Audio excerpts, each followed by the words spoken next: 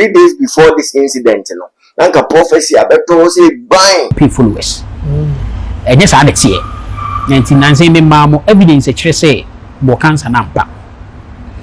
Na ni wo mu die ba kwaku dodo na is suffering from cancer.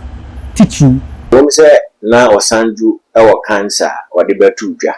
E ma ye nyina ye hu ye. That anadofa kakra ni besia de chie na ne naye mu no wa free mu sa no. Nipa betumi anya hotoso say we die bibi wo. Ewom se no yare die but say ahohombone a ana nipa bi a ewo sunsumbone a empe Osanju asem ebetumi agina yare na wo ne so etimi awreke ama esi na so na bia na leukemia na cancer na wo ne die na nke bedi break akransa na wo film minyi ni say celebrities for na influencers bibi nyana oreba bi twantoro say what they be pesika na what they be fame ya besere say celebrities na influencers na ye nim wo no e the problem bi baba tudwa ya momo dia say you give them a listening ear na ya so ya mu a ye betimi dia aboa wo mo no ya dia aboa abusia sabre dia so do ni social media ne so na akoya we husam ni pa abra sabre aba to monse so say ya peni Osanju ya odiji nyina ye ni kakaka no watch na nanom e won se de nyina yesu na so nipa wo su kase pa na na Mcbrown say so wono ene ne boyfriend preko pe invite no kwa mani ba ne show no so maybe a sabre no e blow Osanju ye pa mani ko echi e ma wo beda di e kire se nyina na ma ya ma no neni eso ye pa busia ye ba bedi nkomo e de afa ne esi hu na ansa na no yenko kaka ye ho kakra yenko hwe bra Osanju ne video ba ko mienu bi ye ba ye bedi echi nkomo people followers and yes, I had it here. 1990 mamo evidence a chre say bo cancer nampa. Na ni wo mu die ba kwaku dodo na is suffering from cancer. Teach you blood cancer. You nim ye de ba. But as a day out nyina enipa dodo na ye gi wo mu for that dem. Ena wo blood cancer, wo cancer no. As a obi me ka se mo cancer no obi hu mi ohunu se cancer. En heda nya yare bia ni amaso ye gina hayi me ka de mire bi mi ye wa na mi nie ni da so se me sorry de de me ba TikTok ye loneliness ankona me ye na de ba TikTok me nko me to because na me kura dwen se me wu ti me wo ho a de camera si mi so na me ka sere se me ni pasre no emu na TikTok no be yi mi pie ye na da bia me ka se TikTok ana agiment asi wo because and mobile nkofo da na di no ena ma me ntiminya esika to mi nuro ni ade enga me ko for now ke bi kra ya na transform e ma me ko sisi a me cancer no chronic myeloid leukemia chronic ye ka se bi chronic a kire se adekode no ontimi nsa na mmom one ne otena usua nyansa obetimi na tena one ne yare no tena sa me life no e depend wo enuo so but do na nso de ne AML acute myeloid leukemia safo no one here do be ko minya course no e wo bidi am bebre e di nti na wo blood cancer na wo da so we ho den wo ye ne sei me show se bibi nkra mon kai se wo yare a regular checkup the bia me kan be regular checkup because cancer okoba bia ni motor e de aboho ene say early detection saves lives meaning say you huni ntemu a ene ye timi aboa wo na say ye huni ntemu a mi hunahuna wo bewu me nim abi obehwe bre bia frame me ntimi nkan kire nso obekọ ba mi huni so obekọ da na me hye ni kran sa ade ba kon so e sa cancer eye wadwene beyiwa ade so e wo mu ni hospital no de obekọ but wo ye de aduro no e kan na ade e mo wani je normal live ti se de yare ni ho ebi amekam se yesin community wadwen twene because cancer onipadua na cells no adane enipa ni su control o nipa o cells ene ma wo nipa ti cells na edane ebu edane na problem abem nti ye wo a unise ba cells no ube wo mo a cells ne dane na cells na be wo esen cells na mo wanya sen enti wo si tukura na esen cells na asa develop fufura ba the same cells na betimi adane na afei e create confusion e wo nipadua no se me mekyere me yare ni mu yi akira fufura me yare no emu nkyeremu ni ebi ya meka no cancer na leukemia na onti ase moje na egu ni system ni mu no ana moje na ma me flow me nipadua ni mu no your white blood cells and your red blood cells white no and the kunti anyare edo na ebi ya nkrofo be kan say immune system immune system no nya adwuma for now because my white blood cells no assay and multiply no mo fa generator more to it work immune system no nya adwuma so ho de mature no the immune system no nya adwuma yare fa me system no mu easily Abusiano Samo Akwaba aha too much is source of me subscribers to national de bell account send a better upload me soon for the first person ya won sa every day ka ga me sa kam nya be ma nana e wo me nche wo ha ne ba bi din ko kam ho ne ma na kwaba na fe ya fa ko mo ne hwehwe so ana mo akwaba me yo so mi aba bibi aboko ya me ado de nya se boko sabre Osanju ni wi ba beto monten so ne akwakoye anwawasam ne se wo mo chere say 11 hours ago yi kra no o make poster na bibia di adase se no hoye e wo mu se abeto monten so se wo yare cancer de na so na wo mo hwe kwan se cancer na de ne beko se ne wo na ye fro no e bi so se ase bibi wo dachi wo no wo mo ya dwen alright ni aba me da wasipi am say ya tinholam okay but ya honam abrabo aye bo no sunzum ka ho so ga tire ni mo bible akase nye ne honam ni moja ena enya enti na wo mse na Osanju ewo cancer ode betu dwa ma ye nyina ye hu ye that anadofa kakra ni besia de chie na ne naye mu no wa free mu sa no nipa betumi enya hotoso se redie bibi wo enti bibi wo mu a na se sunsum fam no ebia abusua tumi okay krodua mutumi okay mantemu ntumindie Osanju namfofo se yakase bibi wo mu a emfire abusua mu pe okay ebetimi afri all angles ebetimi afri ne namfofo mu ebetimi afri kura watim ebetimi afri abonten obi kura woni ni di nkomo nkomo no woni ni twa nkomo ne so a wodi ba fie de saaye no interaction e course wo mo ntem no ebetimi afri ho endi se adasa ana nipa e kase bibi wo mu a metimi no ma ya adwene se sunsun betimi ataachire yenhwe na fa bi nso sei na yenhwe e ba ne sei a ne Ghana fo be kan se bibi a ye de be hye sunsun Osanju yo bi a oba bonte openly abeka se oyare cancer I think it's a cancer in the bone and as a blood mu baako enti se ne tie bia no oyare cancer enti wo mo etwa ne ho hia so nim se nipa we yare sei ene wo ne so enti afei ewo na bana ye kire se bibi wo enye bibia na se Ghana ha no eya na ye de hye sunsun because nipa no yare cancer de da se bibi wo mu a nipa na wo je ne nkwa afiri nsem no asemisa ne se o je ne nkwa na afiri nsem na wo nya den afiri okay we say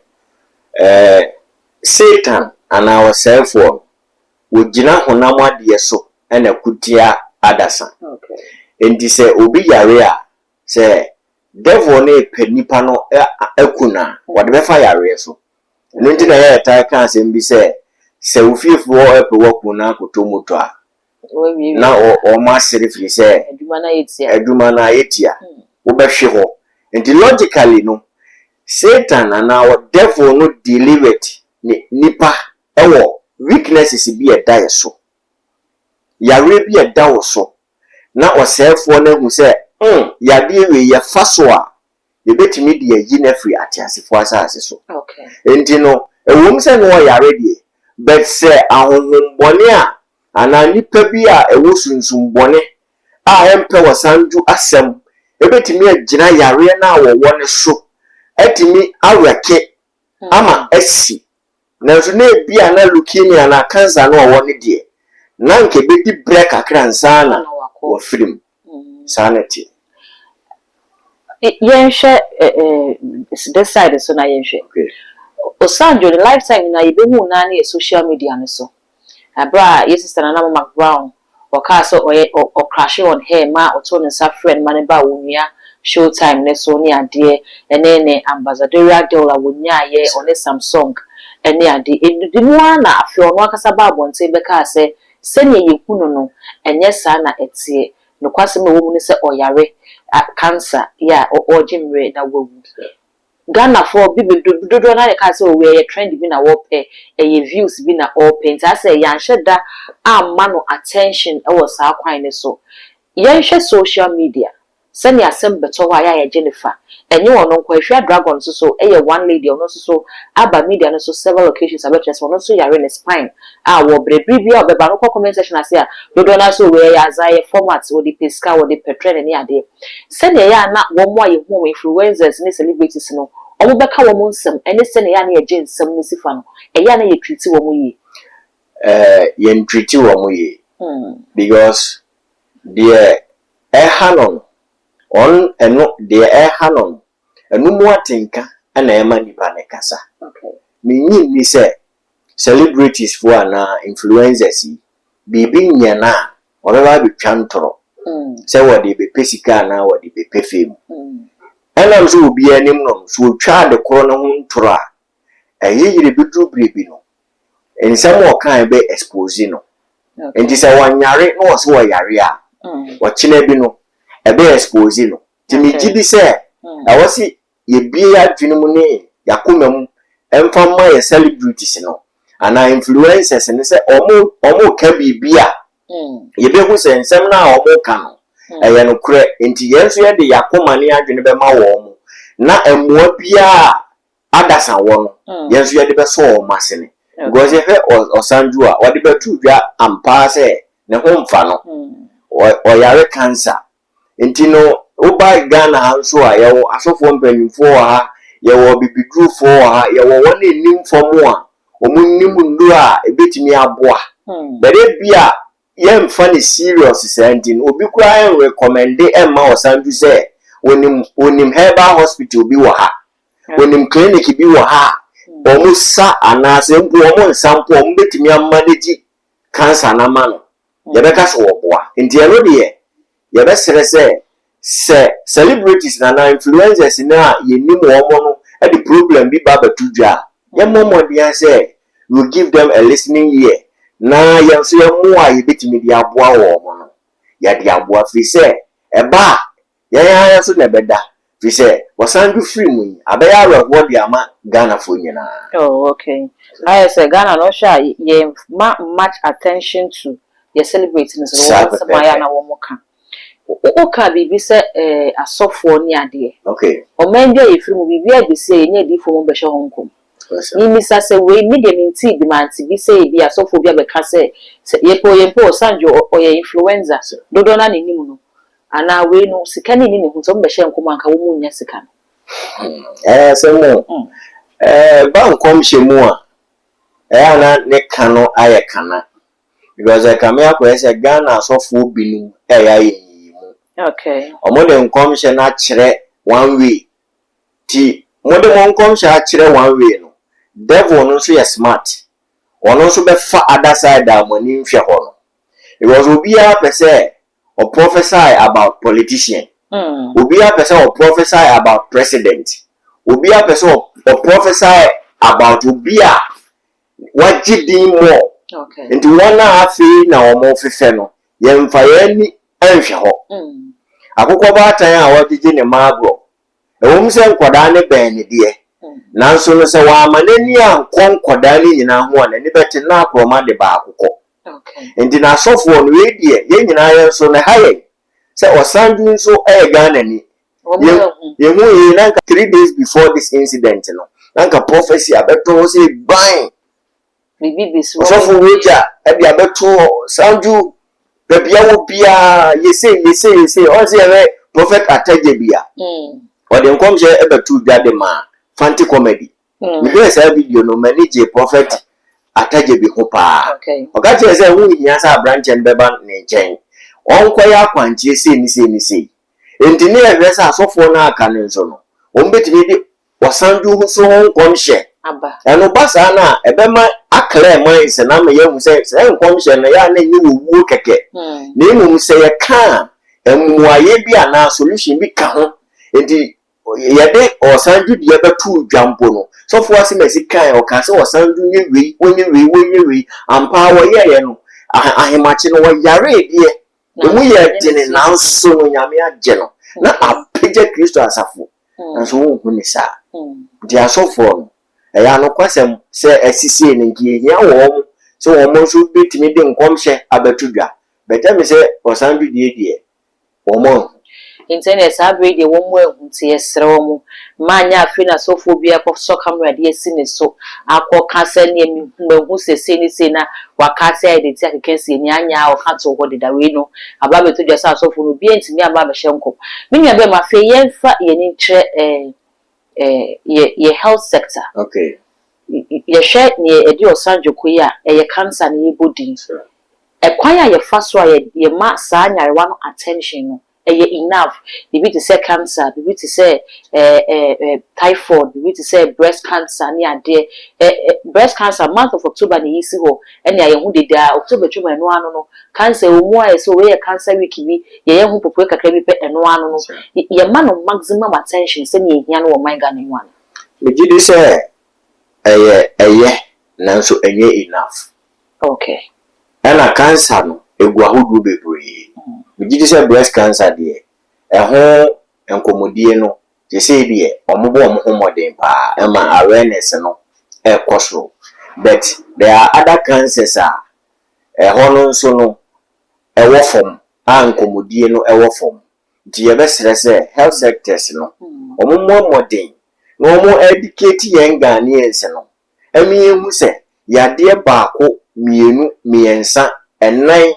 and a fall under cancer. In this year, cancer, and your breast cancer, if you have it, cancer in the leg, cancer in the throat. Now, or much the effect, any prevention, until almost the 2-year television is so. A dog boy, I mean, who say, hey, and then no idea be a year me a pie, be an uncle cancer, and ye a cool grand share then we, my man from hospital. Me gidi say education ni beto ho mayensa e be bie Ghana for ya dwenu ama yanso yetimi akekan ho but obi wo ho a cancer wa ho pa bet onim nti yehia ye health sectors for no so omo bebem na ombe yi days bi asi ho na say free health screening kura na ombe ya ye nyina ye de Ghana card be kwa ku delay ni akohwe nipadue no because nipadue no mu ye ahintasem e de ma aniwa yenhu de ekoso wo ye yafunu but ene nyankopon nam nim de so amene abafu timi hwehwe nipaduanum asure ni ade enti doctors no omomwa ye se de be ya yenso no ya pomodin ebetimi asipi okay krobi de o se da aban ejina ye ya ne apapodan aban no ne ebimu raise concern some time ago say kidney ya de bi no so ha ni payi pa enti kebe ya nka yemfa health insurance no enho na ebia wo mo da dialysis so ne ade no aban ne hwe se cost no ye match obetimi afa cost ne bi na wo mo da so no mo ahehan wo mo cancer yi ba yi se okopie mo amasamaya omo wo unity bi omo hwe blue ulcer and also ye cancer eto 9 nyame anya wadom ana ade wo ko wo mu anesa ede na beka che Ghana ban se so ebraso se ye enroll sa sickness and sa ya rewe ni bi no e wo health insurance ne so amaso binya sa bia e sa se cost involved no eye match ni nti no aban ni timi faka ni bi se ne be because ye tie ye nwa be ma Osanju ni interview do ye ya bra na otiasia o se dru baby na se kasa ho ye de ama no enti treatment ne krampo no oja tutu mu ana wo hwe munye enti gidi se ebraso se Ghana ban fa ne ho gi sa ya rani mu ana Mirase ebraso se Ghana ban eden ho beki sa enyarewa na to se ya di bi ho ane bo odin enti no se Ghana ban ka se wo fa nipa be 1000 e wo sa yare na ho sika o mbe spend no enye sika ketwa but ye be sere se aban no kura timi efa mu 50% individual no so betimi emfa nse bia okoto cancer duro 1000 Ghana cedis na aban ni timi fa mu 500 Ghana cedis e de mawa me gidi se ukura 1000 Ghana cedis a obetimi ato aduro no mienu instead of baako enti sɛ aban ne ntimi fa overall budget no dia ane omomo modern ma yense omefa 50% said ebeya citizens no yenso yesika kakra ewo no yebetimi dia soso fi se nipa nkwa ho ehia pa. Okay. Na yenkomo na yeden so bre na masadwe die nkra na akachi bibia akachi abeka de acha dofo nko ebusua womo ahwere womo de sadwe nya be ma Osanju ba ne ma no firi mu no opapa te ase opapa so pa ho fa no anko no na wakwakoye busua nani a na wo hwe papa no no so ada ne de ato e de na aka de ache wo. Right, me da wase asema me ka che Osanju abusua ne se omo shedding Osanju papa Awurade Nyankopɔn na nchiche owe na oma wo dene because nche bia na oyere efiri mu